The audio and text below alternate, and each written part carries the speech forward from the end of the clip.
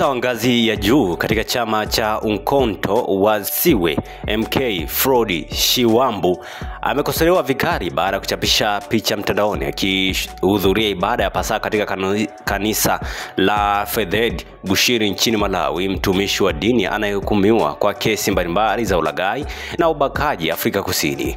Bushiru, ambaye alikuwa ni mmoja wa waumini maarufu kusini mwa Afrika, alitoroka Afrika Kusini mwaka 2020 baada ya kuachiliwa kwa dhamana kufuatia kukamatwa kwa mashtaka ya ulaghai na baadaye kushtakiwa pia kwa ubakaji. Serikali ya Afrika Kusini imekuwa ikipambana na jitihada za kumrejesha nchini humo. Waziri wa Sheria na Maendeleo ya Katiba Afrika Kusini Mamoroko Kubai amelani kitendo cha Shiwambu akikitaja kama kutoheshimu mfumo wa sheria ya Afrika ya Kusini. Chama cha MK kimejitenga na ziara hiyo, kieleza kuwa Shiwambu alifanya kwa utashi wake binafsi bila ridhaa ya chama.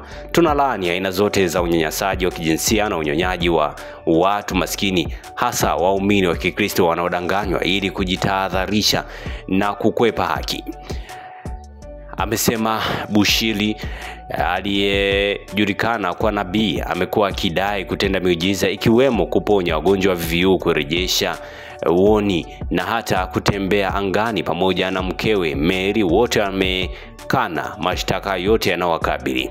Katika chapisho lake kwenye X, Shiwambu alimpongeza Bushiru kwa kazi nzuri anayofanya, kauli ambayo imeongeza hasira kwa baadhi ya wananchi na viongozi wa serikali.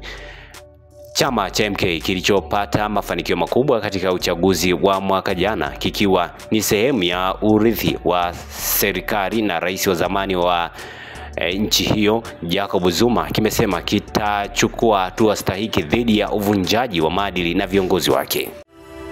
Asante kwa kuifuatilia Baharia TV. Usisahau kulike, kusubscribe, kucomment na kushare.